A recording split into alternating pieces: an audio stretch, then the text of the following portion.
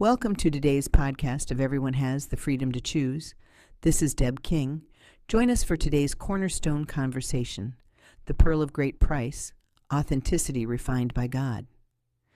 A true pearl of great price is not manufactured in perfection. It is formed through irritation, endurance, surrender, and time.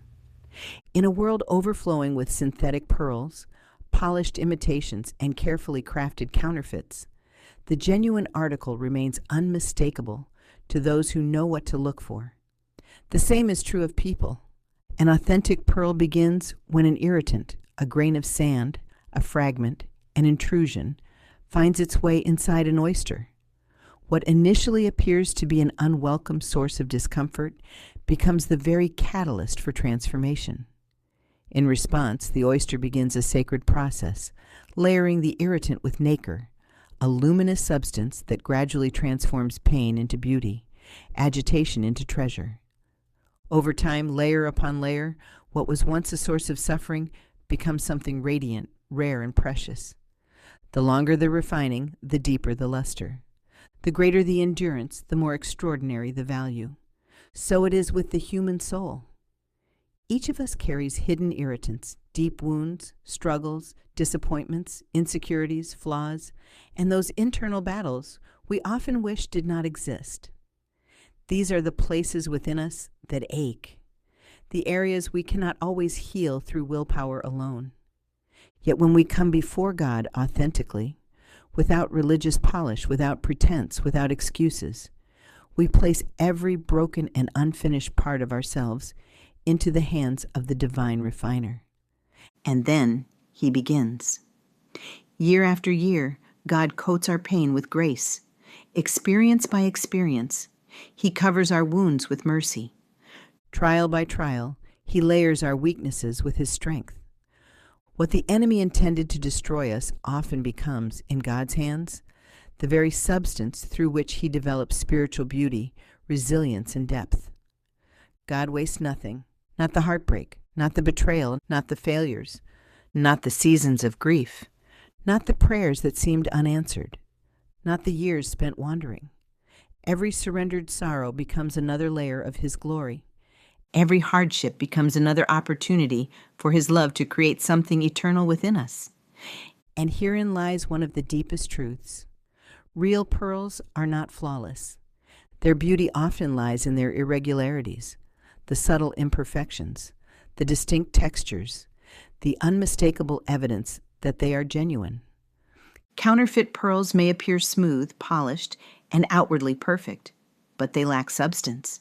They possess no authentic depth, no weight of transformation, no sacred history of endurance. How profoundly this mirrors humanity. Many attempt to present God with a polished imitation of themselves, a carefully curated exterior they hope he will simply bless. They long for transformation, yet hesitate to surrender the raw, unvarnished truth of who they really are. But God cannot refine what we refuse to release. A plastic pearl may mimic beauty, but it can never become precious, because it was never authentic to begin with. True refinement begins where authenticity lives. Those who are genuinely becoming pearls of great price carry certain unmistakable qualities. They are not perfect, but they are deeply real. Their lives possess texture. Their faith carries weight. Their spirit reflects both humility and resilience. They have been broken, but not destroyed. Wounded, but not abandoned. Refined, but still distinctly themselves. There is often a holy grit about them, a quiet strength forged through seasons of surrender, an unmistakable luster, born not of performance, but of divine craftsmanship. And when life rubs against them, they leave behind something sacred. Hope, grace, evidence of God. A fine spiritual residue, God dust, if you will. These are the souls who have determined, no matter what comes, I will allow God to complete his work in me. Their beauty cannot be replicated because it was formed through intimate surrender. Their identity cannot be counterfeited because it was shaped by the Creator himself. To encounter someone who merely wishes to appear spiritually mature often requires little discernment. Surface faith can imitate the language of transformation, but genuine refinement always carries depth that cannot be manufactured. This does not mean life has been painless. Far from it. It means they have repeatedly chosen to allow God access to their pain. They have stood spiritually bare before Him. They have entrusted Him with both the admirable and the ashamed places. They have allowed His love to cover them, His mercy to sustain them, and His grace to transform them, layer by layer, season by season, until what once wounded them became part of their testimony. This is not an instant transformation. This is sacred formation. This is the slow, holy process of becoming. And when you are willing to stand before God exactly as you are, fully known, fully seen, carrying both your beauty and your brokenness, you position yourself in the hands of the one who has always known what you could become. The one who formed you does not recoil from your flaws. He does not abandon you in your incompleteness. He does not define you by your irritants. He transforms them. For long before you ever understood your own identity, heaven already knew your name. Before I formed you in the womb, I knew you. Before you were born, I set you apart. Jeremiah chapter 1, verse 5, the New International Version. You were never random, never accidental, never beyond redemption. You were crafted with divine intention, seen before time, and loved before your first breath. And because of this, your trials do not disqualify you. Your imperfections do not diminish your value. Your process does not negate your purpose. Rather, the very waters you feared would overwhelm you, the fires you thought would consume you, often become the places where God's greatest refinement occurs. But now, this is what the Lord says. Do not fear, for I have redeemed you. I have summoned you by name. You are mine. When you pass through the waters, I will be with you. And when you pass through the rivers, they will not sweep over you. When you walk through the fire, you will not be burned. The flames will not set you ablaze. Isaiah chapter 43, verses 1 through 2. The New International Version. Notice that God does not promise the absence of water or fire. He promises His presence within them. For it is often in those exact places, within sorrow, uncertainty, heartbreak, and surrender, that His deepest layers of glory are formed within us. And through it all, His plans remain steadfast.